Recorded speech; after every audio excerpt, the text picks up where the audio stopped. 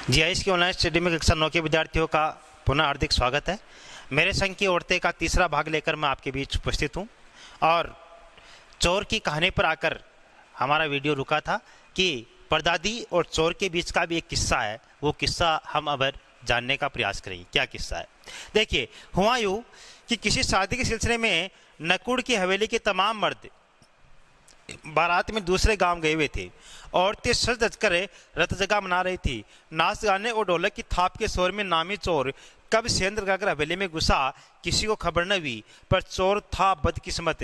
जिस कमरे में घुसा उसमें माजी सोई हुई थी। औरतों के शोर से बचने को वे अपना कमरा छोड़ दूसरे में जा सोई थी। चोर बेचारा तमाम जुग्राफिया दिमाग में बैठलाकर उतरा था। उसे क्या पता था कि इतनी बड़ी बूढ़ी पुरखिन जगह बदल लेगी। खैर, बुढ़ापे की नींद ठहरी चोर के दबे पांव की आहट से ही खुल गई। क्या बताया लेखिका ने कि गांव के सभी मर्द, सभी पुरुष दूसरे गांव में बारात लेकर गए हुए थे। रात को महिलाएं रत जगह कर रही थी, जैसे हम अपने ग्रामीण परिवेश में टूटिया कहते हैं, वो प्रोग्राम कर रही थी। अब परदादी महिलाओं के शोर से बचने के लिए किसी दूसरे कमरे में जाकर सो जाती है कि उसमें आवाज कम आए।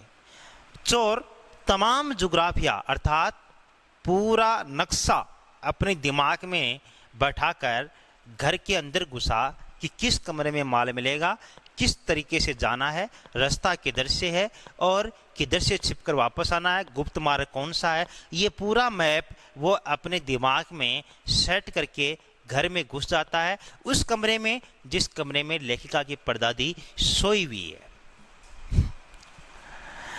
अब बूढ़ी थी, नींद नहीं आई, बुढ़ापे की नींद थी। चोर के दबे पांवों की आहट से खुल जाती है। कौन? माजी ने इत्मीनान से पूछा।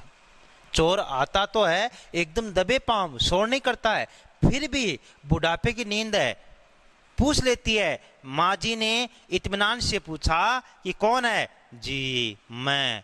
चोर ने युगों से चला रहा पारंपरिक असंगत जवाब दिया। अब मैं किसी का नाम थोड़ी होता है, ये पारंपरिक जवाब है, असंगत जवाब है। तो आगे क्या होता है? पानी पिला, माजी ने कहा। किससे कहा? चोर से। जी मैं पानी पिलाऊं? चोर झिझक कर रह गया कि मेरे हाथ से पानी पिएंगी। तब तक माजी बिस्तर के बराबर में ठिठोल कर देख चुकी थी, लोटा खाली था। अर्थात नीचे खाट के लोटा रखा था, वो खाली था। ऐसा कर उन्होंने कहा, ये लोटा ले और कुएं से पानी भर ला, पर देख कपड़ा कसकर बांधे राखियो और तरीके से छानियो। कपड़ा कसकर बांधे राखियो और तरीके से छानियो। किसको? पानी को। चोर घबरा गया। अंधेरे में इन्होंने कैसे जाना कि उसके मुंह पर कपड़ा बंधा है और कमर में भांग। भगवान से उनका तार जुड़े होने की खबर उसे थी, पर बुढ़िया भांग भी छानती होगी एकदम यकीन न हुआ। इसी से वह कुछ हैरान परेशान हो गया। दादी ने क्या कहा? कपड़ा कसकर बांधियो और तरीके से छानियो। ये बात कही तो किसके लिए? कि जब तू कुएं पर पानी लाने के लिए जाए तब पानी तेरे को छान कर लाना है ढंग से। चोर समझ क्या गया?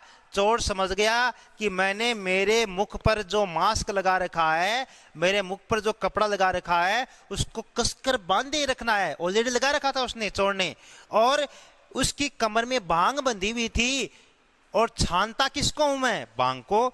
तो इसका मतलब दादी को पता है कि मैंने कपड़ा बांध रखा है और दादी को यह भी पता है कि मेरे कमर में भांग है। और चोर ने यह बात पहले से सुन रखी थी कि दादी का भगवान के साथ डायरेक्ट कनेक्शन है। मतलब भगवान बता रहा है कि मैंने कपड़ा बांध रखा है, भगवान बता रहा है कि भांग है, कमर के अंदर, कमर के ऊपर लटका रखी है। चोर यह सोचकर घबरा गया। जल्दी कर भाई। तभी माजी ने कहा, बड़ी प्यास लगी है, पर मैं तो चोर हूं। मारे घबराहट और धर्म संकट के चोर सच कह गया। चोर सच क्यों कह गया? क्योंकि चोर को लगा कि दादी को तो पता लग ही गया है कि मैं चोर हूं। क्यों? क्योंकि भगवान के साथ डायरेक्ट कनेक्शन है। और ये कब साबित हुआ कि कपड़ा कसकर बांधियो और ढंग से छानियो, तरीके से छानियो। मतलब छानते किसको है? बांग को। कपड़ा किसके बांध रखा है? मुंह के। तो इस धर्म संकट के कारण चोर सच्चाई कह गया कि मैं तो चोर हूं। देखते हैं कि नेक्स्ट पेज पर क्या लिखा है।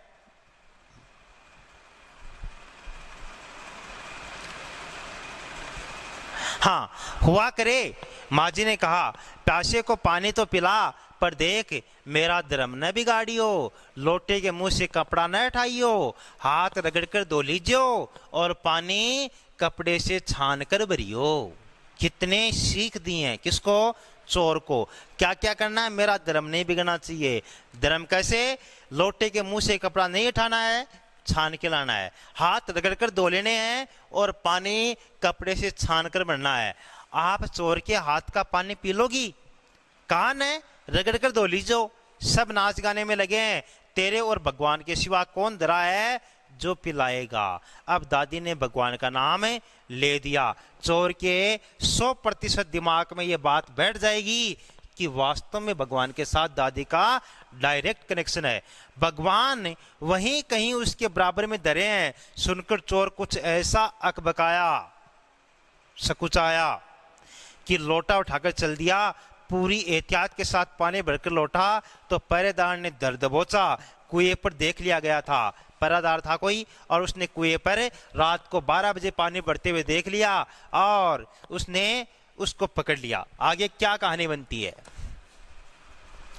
तब माँ जी ने लोटे का आधा पानी खुद पीकर बाकी चोर को पिला दिया और कहा, एक लोटे से पानी पीकर हम माँ बेटे हुए। अब बेटा, चाहे तो तू चोरी कर और चाहे तो तू खेती कर।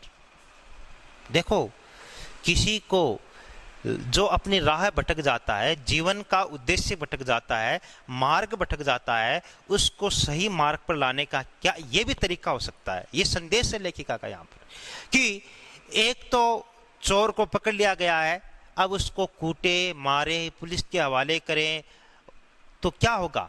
चोर के प्रति सभी लोगों के प्रति चोर के मन में एक द्वेष की भावना आएगी, हीन भावना आएगी। एक माँ जी का तरीका क्या है ये देखिए कि देखो बेटा, एक ही लोटे से तूने पानी पिया है, उसी लोटे से मैंने पिया है।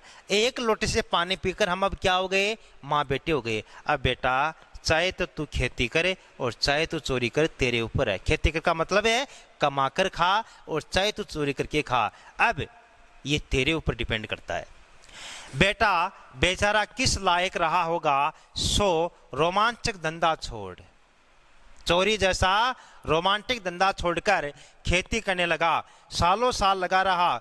जब मैंने उसे देखा तो वह बड़ा ही भला मानुस बूढ़ा लगा।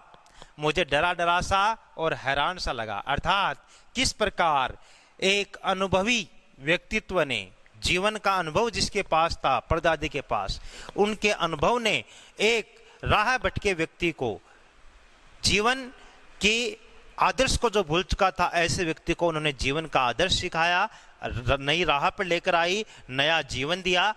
एक अनुभव के कारण ऐसा हो पाया। अब खानदानी विरासत कहिए या जीवाणुओं का प्रकोप उन दो सन की बुढ़ियों के बीच में अच्छी फंसी। दो सन की बुढ़िया कौन? दादी और परदादी। एक तरफ माँ जी के चलते अपनी लड़की होने पर कोई हीन भावना मन में नहीं उपजी, दूसरी तरफ नानी के चलते देश की आज़ादी को लेकर नाहक ही रोमानी भाव मैंने रखा। अर्थात मेरी दादी और मेरी नानी दोनों की कहानियाँ, दोनों के जीवन के अनुभव सदैव मुझे जीवन पथ पर अग्रसर होने की प्रेरणा देते रहे। मेरे कभी भी मन में यह नहीं आया, हीन भावना नहीं आई कि मैं लड़की हूँ, कुछ कर नहीं सकती। नेक्स्ट पेज देखते हैं। 15 अगस्त 1947 को जब देश को आज़ादी मिली, या कहना चाहिए जब आज़ादी पाने का जश्न मनाया गया, तो दुर्योग से, दुर्भाग्य से मैं बीमार थी। उन दिनों टाइफाइड खासा जानलेवा रोग माना जाता था। 1947 के आसपास टाइफाइड, अर्थात जिसे बहाव निकलना अपन बोलते हैं, मियादी बुखार जिसे बोलते हैं, उस वक्त टाइफाइड एक जानलेवा रोग हुआ करता था। वर्तमान समय में जिस प्रकार से कोरोना फैला हुआ है वैसे, इसलिए मेरे तमाम रोने धोने के बावजूद डॉक्टर ने मुझे इंडिया गेट जाकर जश्न में शिरकत करने की इजाज़त नहीं दी। देश का राष्ट्रीय जश्न कहाँ मनाया जा रहा था? इंडिया गेट पर। आज भी मनाया जाता है लाल किले पर। चूंकि डॉक्टर अपने नाना के परम मित्र, उनसे ज्यादा नाना थे, इसलिए हमारे पिताजी जो बात बात पर सत्ताधारियों से लड़ते बढ़ते रहते थे, चुप्पी साध गए। मैं बदस तो रोती कलपती रही। क्या कोई बच्चा इकलौती गुड़िया की टूट जाने पर रोया होगा? मेरी उम्र तब 9 बरस की थी, इतनी छोटी भी नहीं कि गुड़िया से बहल जाऊं। 9 साल का बच्चा इतना भी छोटा नहीं होता है कि 1 रुपये से गुड़िया से बहल जाए, फुसल जाए। और इतनी भी मैं बड़ी नहीं थी कि डॉक्टरी तरक को मैं समझ सकूं। तंग आकर पिताजी मुझे बरदर्श कारामजो उपन्यास पकड़ा गए। बरदर्श कारामजो उपन्यास है, ये पिताजी ने कहा कि इसको आप पढ़ लो। किताबें पढ़ने का मुझे मिराग था, शौक था, रुचि थी। जब कुछ देर बाद मैंने देखा कि पिताजी को छोड़कर घर के बाकी सब प्राणी पलायन कर चुके थे और पिताजी दूसरे कमरे में बैठे अपनी किताब पढ़ रहे थे, तो रोना धोना छोड़कर मैंने भी किताब खोल ली। एक बार शुरू कर लेने पर उसने मुझे इतनी मोहलत नहीं दी कि दोबारा रोना धोना शुरू करूं या कोई काम पकड़ सकूं। उस वक्त बरदर्श काराम जो मुझे देने में क्या तुक थी, तब मेरी समझ में नहीं आया। किताब कितने समझ में आई वह अब तक नहीं जानती, क्योंकि उसके बाद इतनी बार पढ़ी कि सारे पाठ आपस में गड़बड़ हो गए, अर्थात उपन्यास समझ में नहीं आया। कितना पहली बार पल्ले पढ़ा समझ में आया, कितना दूसरी बार कहना मुश्किल है।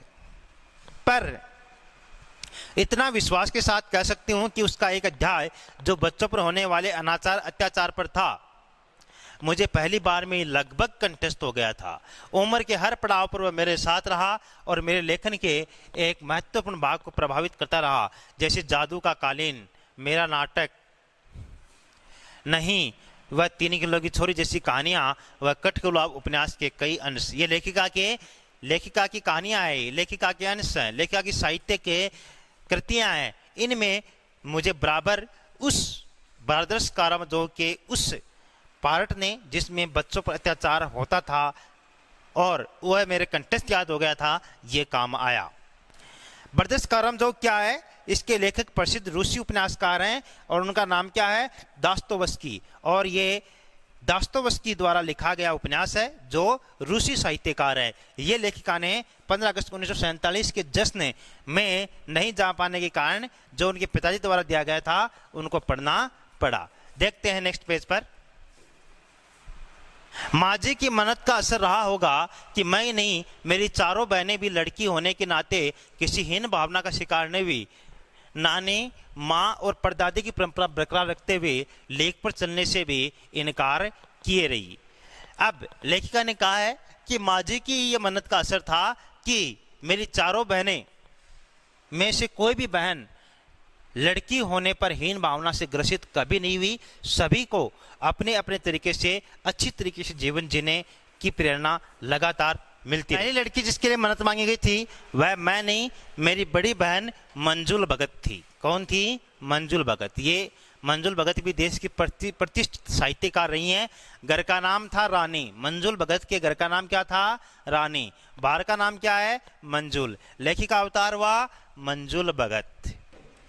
क्योंकि लिखना शादी के बाद शुरू किया और अपना नाम बदलकर पति का ग्रहण करने में कोई हीन भावना अड़े नहीं आई, इसलिए पैदाइशी जैन नाम छोड़ भगत बनी। दूसरे नंबर पर मैं थी। मैं कौन? मृदुला गर्ग। घर का नाम उमा, बाहर का नाम मृदुला। मैंने भी शादी के बाद लिखना शुरू किया। लेखिका ने क्या कहा है कि मैंने भी शादी के बाद लिखना शुरू किया, बतौर लेखिका मेरा नाम चला मृदुला गर्ग। मुझे याद है जब हमने लिखना शुरू किया उसके कुछ पहले ही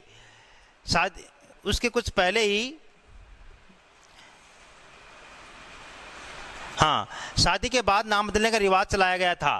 तो मनु भंडारी का हवाला देकर हमसे पूछा जाता था कि आप लोग इतनी पोंगापंथी गर्गसु क्यों हो? अर्थात मनु भंडारी, यहां पर नाम क्या लिखा हुआ है? मनु भंडारी। मनु भंडारी भी देश की महान लेखिका हुई हैं।